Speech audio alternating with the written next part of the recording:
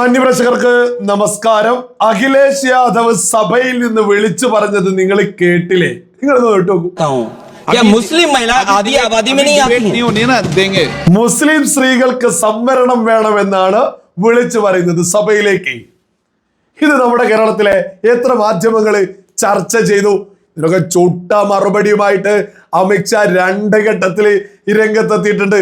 നമുക്കതും ഇവിടെ മുന്നോട്ട് വെക്കാം.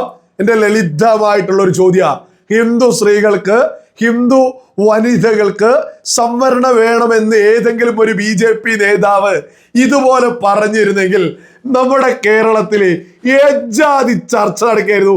അത് മതേതരത്വത്തിനെതിരാണ്, അത് ജനാധിപത്യ വിരുദ്ധാണ്, അത് അങ്ങനെയാണ്, ഇങ്ങനെ എന്തൊക്കെ പുകിലി ഇവിടെ നമ്മൾ കാണേണ്ടി വരുമായിരുന്നു. ഇതിപ്പോ മുസ്ലിം വനിതകൾക്ക് സംവരണം വേണമെന്ന് പറഞ്ഞപ്പോ നമ്മുടെ മാധ്യമങ്ങളോ ഇവിടെയുള്ള വലിയ പ്രമുഖ അവതാരകരോ ആരും കാണുന്നില്ല.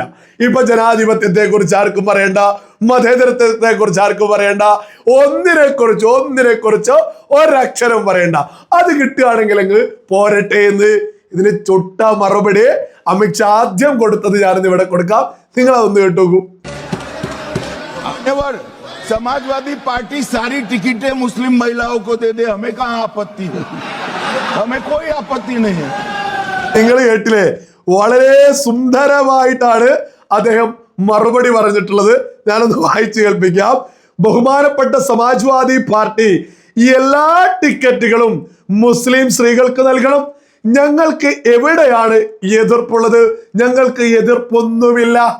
വ്യക്തമായിട്ട് അമിത്ഷാ പറയുന്നു, സമാജ്വാദി പാർട്ടി ഈ എല്ലാ ടിക്കറ്റും മുസ്ലിം വനിതകൾക്ക് കൊടുത്തോളൂ, യാതൊരു പ്രശ്നവും ഞങ്ങൾക്ക് ഇല്ല. ഇവിടെ മുസ്ലിം ലീഗ് അങ്ങനെയല്ലേ മുന്നോട്ട് പോകുന്നത്?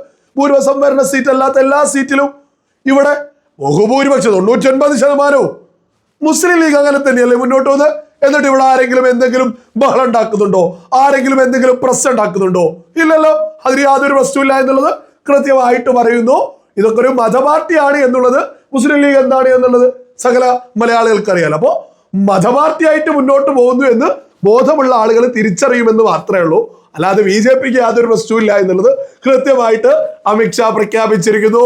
ഇനി ഇതുമായി ബന്ധപ്പെട്ട് സംവരണം വേണമെന്ന് പറഞ്ഞതിൽ മറ്റൊരു ചുട്ട മറുപടി കൊടുത്തിട്ടുണ്ട്. നിങ്ങൾ അതൊന്ന് കേട്ടു. एकदम गैर संवैधानिक बात करी, मुस्लिम महिलाओं को आरक्षण की.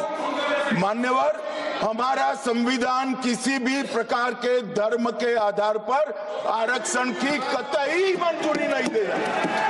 और मैं फिर से संकल्प सरकार का बताता हूं कि धर्म के आधार पर मुस्लिमों को किसी भी प्रकार का आरक्षण गैर संवैधानिक है, इसका सवाल ही पैदा नहीं. നിങ്ങൾ കേട്ടില്ലേ? ഞാൻ അതിന്റെ പരിഭാഷ ഒന്ന് വായിച്ചേൽപ്പിക്കാം. സർ, താങ്കൾ തീർത്തും ഭരണഘടനാ വിരുദ്ധമായ ഒരു പ്രസ്താവന നടത്തിയിരിക്കുന്നു. മുസ്ലിം സ്ത്രീകൾക്കുള്ള സംവരണം നമ്മുടെ ഭരണഘടന ഒരു മതത്തിന്റെയും അടിസ്ഥാനത്തിൽ സംവരണം അനുവദിക്കുന്നില്ല. മതത്തിന്റെ അടിസ്ഥാനത്തിൽ മുസ്ലിങ്ങൾക്ക് നൽകുന്ന ഏത് തരത്തിലുള്ള സംവരണവും ഭരണഘടനാ വിരുദ്ധമാണെന്ന സർക്കാരിന്റെ തീരുമാനം ഞാൻ ആവർത്തിക്കുന്നു. ഈ ചോദ്യം പോലും ഒതുക്കുന്നില്ല. എന്തേ നമ്മുടെ കേരളത്തില് ഈ ഒരു വിഷയം ചർച്ച ചെയ്യാത്തത്? നമ്മുടെ രാജ്യം മതത്തിന്റെ പേരിൽ ഈ പറയുന്ന അഖിലേഷ് യാദവ്, മുസ്ലിം ലീഗ്, ഈ പറയുന്ന നമ്മുടെ രാജ്യത്തെ പ്രതിപക്ഷം ഒന്നടങ്കം ഒരു മതത്തിന് വേണ്ടി മാത്രം വേണം ഓരോന്ന് എന്ന് പറയുമ്പോ അതെത്ര നെറികേടാണ് യഥാർത്ഥത്തില്. നമ്മുടെ രാജ്യത്ത് ഒരു മത ഐക്യമല്ല വേണ്ടത്, എല്ലാവരെയും ഉൾക്കൊള്ളുന്ന ഒരു സംവിധാനമല്ല രാജ്യത്ത് വേണ്ടത്. ഇത് മുസ്ലിം വനിതകൾക്ക് സംവരണം വേണമെന്ന് അഖിലേഷ് യാദവ് പറയുമ്പോ കോൺഗ്രസിന്റെ രാഹുൽ ഗാന്ധി, KC വേണുഗോപാല് ആരെങ്കിലും എന്തെങ്കിലും പറയുന്നുണ്ടോ? അതെ, പോരുകയാണെങ്കിൽ പോരട്ടെ, അത് അവരുടെയും കൂടി നിലപാടല്ലേ. അപ്പൊ ഇവിടെയുള്ള ക്രിസ്ത്യൻ വനിതകൾക്കൊന്നും വേണ്ടേ? ഇവിടെയുള്ള ഹിന്ദു വനിതകൾക്കൊന്നും വേണ്ടേ? ഇവിടെയുള്ള സിഖ് വനിതകൾക്കൊന്നും വേണ്ടേ? ഇവിടെ അങ്ങനെ ഈ രാജ്യത്തെ എല്ലാ മതങ്ങളിലെയും വനിതകൾക്കൊന്നും വേണ്ടേ? മതത്തിന്റെ അടിസ്ഥാനത്തിൽ ഇവിടെ ഒരു രീതിയിലുള്ള സംവരണവുമില്ല. ഈ മത്സരിക്കുന്നത്, അതായത് രാജ്യത്തെ എങ്ങനെ ഭിന്നിപ്പിക്കുക എന്നാണ് പ്രതിപക്ഷം ഇങ്ങനെ നിരന്തരം റിസർച്ച് നടത്തിക്കൊണ്ടിരിക്കുന്നത്. നമ്മുടെ രാജ്യത്ത് പ്രതിപക്ഷം ഒരിക്കലും ഇനി ഭരണപക്ഷത്തേക്ക് എത്താൻ പോകുന്നില്ല. കാരണം മറ്റൊന്നുമില്ല, രാജ്യത്ത് നമ്മുടെ കേരളത്തിലെ പ്രമുഖ മാധ്യമങ്ങളൊന്നും ഇതൊന്നും മിണ്ടിയിട്ടില്ലെങ്കിലും രാജ്യം ഒന്നടങ്കം ഇപ്പോ അഖിലേഷ് യാദവ് ഒക്കെ പറഞ്ഞ വിഷയവുമായി ബന്ധപ്പെട്ട് രാജ്യത്തെ ഓരോ സംസ്ഥാനങ്ങളിലും ചർച്ച നടന്നുകൊണ്ടിരിക്കുക. കോൺഗ്രസ് ഇതുവരെ ഈ ഒരു വിഷയത്തിന് എതിർത്തിട്ട് പോലുമില്ല. മതത്തിന്റെ പേരിൽ ഇന്ന ആളുകൾക്ക് സീറ്റ് വേണമെന്നൊക്കെ, അത് സംവരണം കൊടുക്കണമെന്നൊക്കെ പറയുന്നത് എത്ര നെറികേടാണ്. അത് മത ഐക്യത്തിന്റെ, സകല മതങ്ങളുടെയും ഐക്യത്തിന്റെ കടക്കൽ കത്തിവെക്കുന്ന ഒരു ചോദ്യമല്ലേ ഇത്? മതേതരത്വത്തിന് എതിരല്ലേ?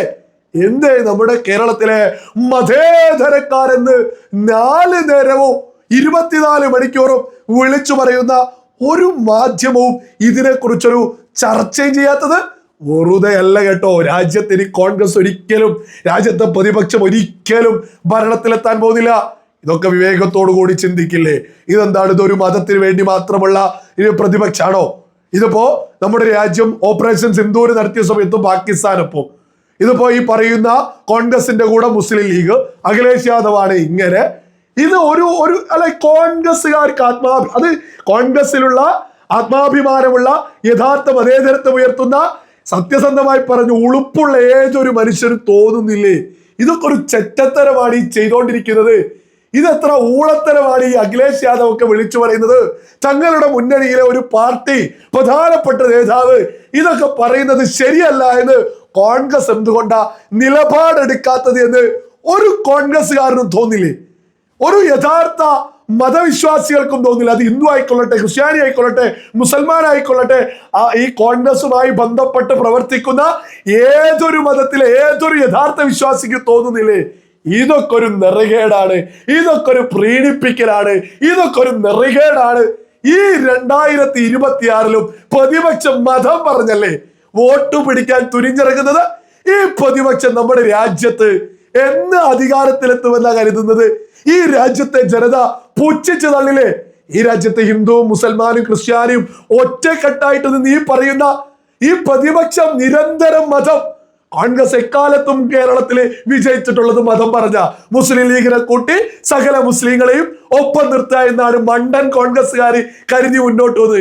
ഇത്തവണ തന്നെ നമ്മുടെ സകല പ്രമുഖ മാധ്യമങ്ങളിലും കേരള നിയമസഭയുമായി ബന്ധപ്പെട്ട റിസൾട്ടിനെ കുറിച്ച് സംസാരിക്കുമ്പോൾ ഇന്ന മതത്തിലെ വോട്ടിംഗ് വോട്ട് എത്തിയിട്ട് ഏത് മണ്ഡലം എടുക്കുകയാണെങ്കിലും ഈ വോട്ടിംഗ് വോട്ട് അതങ്ങനെ കുത്തകയൊന്നുമല്ല, ഒന്നും കുത്തകയൊന്നുമല്ല. പക്ഷെ മുസ്ലിം ലീഗിനെ കൂട്ടി ഒപ്പം പിടിക്കുക, അഖിലേഷ് യാദവിനെ കൂട്ടി ഒപ്പം പിടിക്കുക, ഇതൊക്കെ രാജ്യത്തെ ജനത കൃത്യമായിട്ട് തിരിച്ചറിഞ്ഞിട്ട് തന്നെയാ അധികാരത്തിൽ നിന്ന് ഇന്ത്യൻ ജനത എടുത്ത് കോൺഗ്രസിനെ ആറ്റിലേക്ക് എറിഞ്ഞത്.